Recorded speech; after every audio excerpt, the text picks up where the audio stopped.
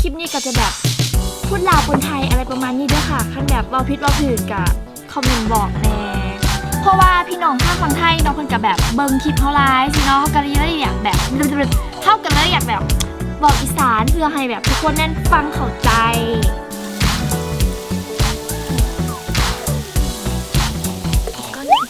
สบายดีทุกคนขอต้อนรับทุกคนเข้าสู่ครัวหลังบ้านหรือว่าน้องเขาครัววะทุกคนบ่ได้เฮ็ดเดือดแล้วเนาะไผจื้อได้กะคอมเมนต์บอกในเนาะและ EP นี้เนาะเฮาบ่ได้มาผู้เดียวเฮามีเด็กๆมาเป็นผู้สวยน้ำนี่เลยเนาะสองสาวเย้สบายดีนะไหมสบายดีซื้อหยังชมพู่ซื้อหยังเซอร์ลี่มื้อนี้เฮาก็ได้ลูกมือมาเพิ่ม2คนเนาะซึ่งหลักๆแล้วกับเพิ่นเลยจะพาเฮาเฮ็ด และมื้อนี้เนาะเฮาสิพากันมาเฮ็ดชีสบอลนี่ทุกคนก่อนอื่นต้องถามก่อนเนาะว่า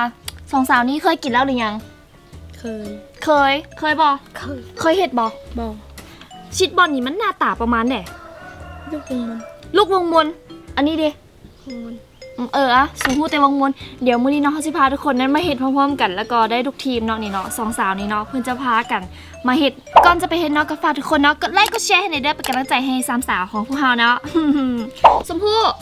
ขั้นตอนของเฮาเฮ็ดนี่ต้องมีหยังแหน่ไข่ไก่นี่เนาะสามารถเลือกได้ 3-4 ฟองแล้วก็ชีสซอรี่อันนี้มีหยังเกล็ดขนมปังและอันนี้มีหยังแป้ง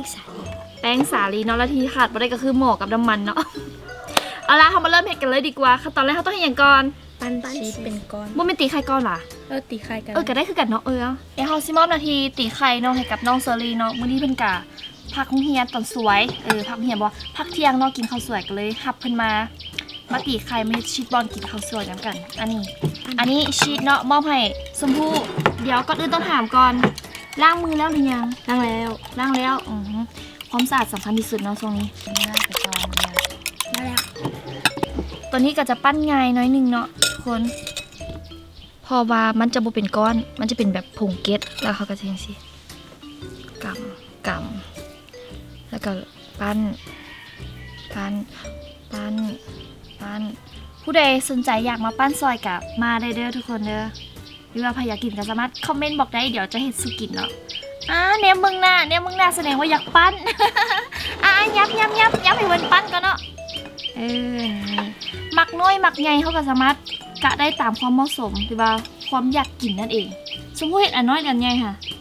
พอดีกินพอดีกินเลยป่ะตัวนี้ก็จะเป็นแบบไซส์มินิเนาะนี่ก็จะลิงสิอ้าวแตกซ้ำลิงบ่ได้มันแตกลิงบ่ได้มันแตกทุกคนต้องค่อยๆเอาใจยากหน่อยนึงตัวนี้นี่เรียบร้อยนี่เป็นวงมนสิเนาะนะฮักบ่เป็นตะแสบบ่ค่ะทุกคนเคยเฮ็ดกินบ่คณะบ่เคยนี่กะ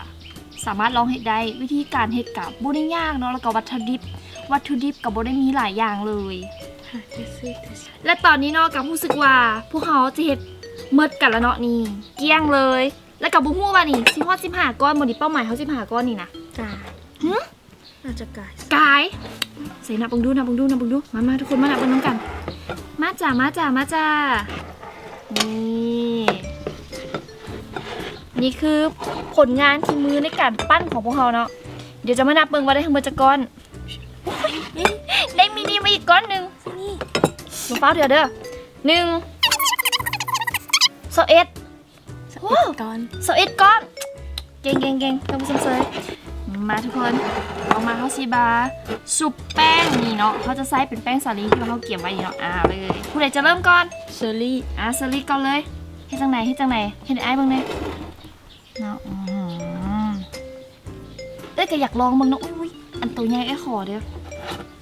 ถมขาวเลยจ้าเกือบแป้งยั่วหรือว่าเขาสามารถเอาแบบเอาลงนี่หรือเขาคนมาเดี๋ยวได้เลยบ่ได้เห็นบ่มันสิบ่แตกกันบ่ฮู้คือกันบ่เคยเห็นหวยเส้นเฮาก็ต้องลองที่สุดนะมาดูมาทุกคนต่อมาเฮาสิเอามาลงถ้วยนำกันเลยเนาะนี่เนาะนี่ปกติเพิ่นจะปั่นเป็นลูกแต่ว่าจะแบบเนาะคลุกใส่เลยแต่ก็พยายามด้วยอย่าเฮ็ดมือแห้งเดี๋ยวมันจะแบบ มันจะแตกออกจากกันนะนี่อุ้ยเรียบร้อยไวเอาจับออกเด็กๆอันเห็นบอสบายเนาะตอนนี้กะรู้สึกว่าแป้งก็เต็มมือละผู้ใดอยากทาแป้งบออยากหน้าขาวบอหน้าขาวบอหน้าขาวบอ ต่อมาเขาจะให้จากไหนต่อ ซุปไข่ ซุปไข่เอาไปกิ้งลงเลยได้ป่ะนี่ ต้องกิ้งเทอละอัน ต้องกิ้งเทอละอันมาทุกค เดี๋ น ยวแป้งจะออกเลย โอเคอ่ะเริ่มก่อนผู้ใดจะเฮ็ด จะพูดก่อน อันนี้เขาเอิ้นว่ากันจุ่มไข่นี่แล้วจังไหน ต่อมาก็ซุปแป้งอีก ซุปแป้งอีกเอาเขาซุปหลายเทือแท้ เพราะว่าอยากให้มันติดกัน อ๋อเพราะว่ามันจะได้ติดกันเนาะขอลงทีละสองเด้อนี่3เลยมะเพราะว่าถ้วยเขามันใหญ่แหมนี่ถ้าหากว่าเอาลงหลายกันนะมันจะแตกอันบอกคลิปนี้ก็จะแบบพูดลาวปนไทยอะไรประมาณนี้เด้อค่ะคันแบบเว้าผิดเว้าถูกกะคอมเมนต์บอกแน่เพราะว่าพี่น้องทางฝั่งไทยเนาะเพิ่นก็แบบเบิ่งคลิปเฮาหลายสิเนาะเฮาก็เลยอยากแบบเฮากันเลยอยากแบบบอกอีสานเพื่อให้แบบทุกคนนั่นฟังเข้าใจแต่ว่ามักคำหนึงเด้หมู่ภาษาไทยจะเอิ้นแบบภาษาอีสานเนาะเพียนเรื่องอีหยังเพียนก็คือเพื่อนหมู่หั่นแหละเนาะอ้าวเขาใส่ละแล้วบัดนี้ ต้องซุปอีก2 รอบ ผู้ใดที่อยู่ทางบ้านเนาะก็แบบใส่ผ้ากันเปื้อนหน่อยหนึงเด้อเพราะรู้สึกว่าแบบเสื้อผ้าของพอแต่ละคนนี่ขาวสะอาดขนาดขาวเปื้อนเนาะเปื้อนแป้ง รู้สึกว่าตอนนี้ตั้งใจแห้งนี่ตั้งใจเป็นพิเศษเนาะเพราะว่าเพิ่นย่านแบบชีสแบบมันทะลักมันเปรตออกมานะ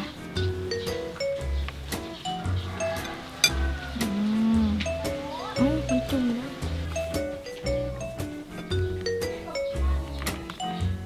สวัสดีพ่อฟ้าให้กันเลยมาเนาะวันนี้เขาก็จะมาซุปไข่อีกรอบนึงเนาะเพื่อที่แบบมันจะเกาะติดเก็ตขนมปังติด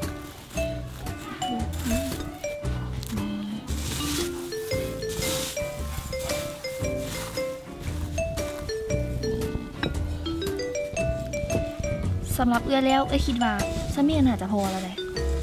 ตามใจตามใจมักเนาะเพื่อนมักหน่อยมักหลายมักกรอบมักบ่กรอบเอาเฮ็ดเอา เล็กก็ได้เล็กลิงทำหมดแล้ว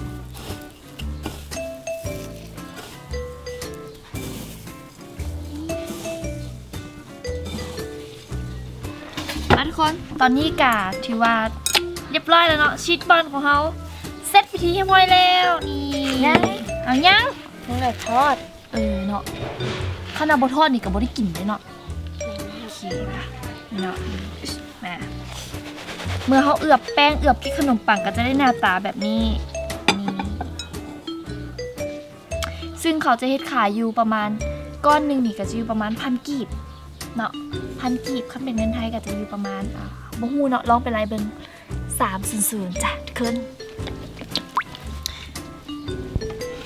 พี่น้องเขาต้องแบบใส่น้ำมันถ่วงเพราะว่ามันจะได้แบบซุกเสมอกันเนาะพอละอีหล่าพอละจ้ะน้ำมันสิมืด ขั้นตอนสุดท้ายก็ได้มาหอดมาถึงแล้วเนาะพี่น้องเนาะแล้วก็จะสังเกตเบิ่งน้ำมันก็จะแบบใส่อุณหภูมิประมาณกลางๆเนาะแล้วก็เริ่มฮ้อนน้อยนึงเขาก็จะเริ่มเอาลงค่อยๆเลื่อนลอยวางสวยๆจ้ะผู้อยากเอาลงน้ำบอกเห็นหลานเอาลงไปตะมวนเนาะต่อมาน้องก็อยากแบบอยากขอเอาลงน้ำสินะนี่เนาะขอมีส่วนร่วมน้ำแน่ดูมา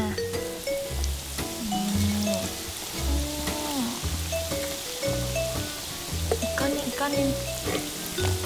พอละคาดว่าเขาจะแบบ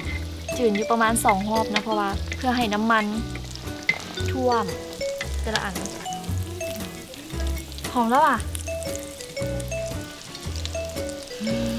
ตื่นเต้นเลยจะได้กินละอุ้ยอันนี้มันเป็นชีสเปี๊ยดออกมาป่ะมันบอกค คนอย่าคนแฮงคนแฮงตอนนี้กะเหลืองได้ทีแล้วเนาะแล้วก็แบบใส่ทะลักออกมาละรู้สึกว่าน่าจะสุกแล้วแหละมาเอาขึ้นเลยอุ้ยหอมแล้วหอมแล้วสีเหลืองทองมันจะแซ่บขนาดนี่เดี๋ยวเราจะเอาลงดู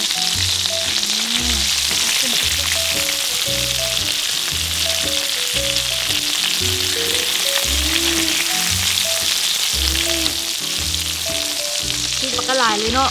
น่ะเยิ้มจ้าเยอะๆจ้ากล้องมาเลยกล้องมาเลยนี่รอบแรกออกมาแล้ว เดี๋ยวเขาซิมาลงหมอกก่อนนะเดี๋ยวเขาจะค่อยซิมเพราะว่ามันคือเสียงพอนอยู่เอาเล็งไฟเอาลงอีกต้องไฟแบบนี้นี่ทุกคนเอาลงมันจะต้องแบบเป็นแบบฟุดๆจังสิมาแล้ว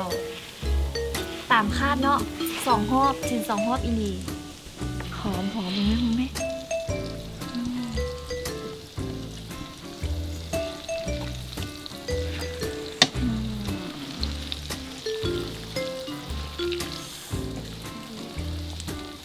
ชิดทะลักจำให้เบิ่งซื้อตัวนี้บุกินเนาะเพราะว่าชิดมันไหลออกมาละเดี๋ยวเขาจะมากินตัวนี้เนาะจำชีสพร้อมเป่าก่อนเนาะมันฮอน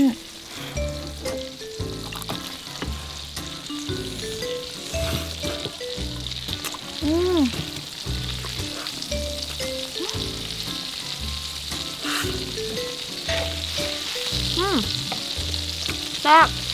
หอมชีส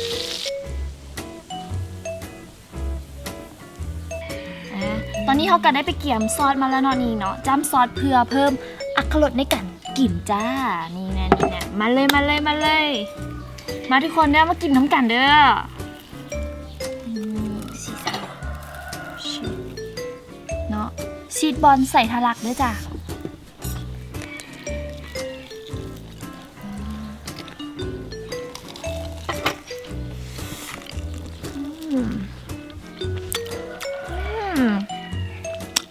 แซ่บอีหลีหอมชีสกรอบๆโอ้โหยีดนะกินน้ำ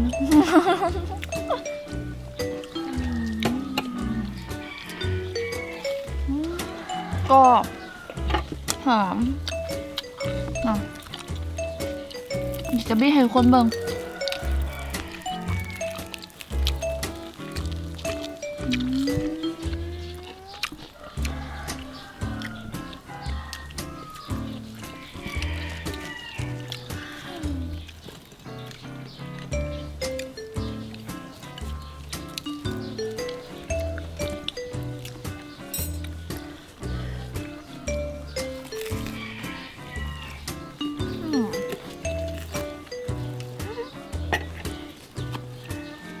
ทุกคน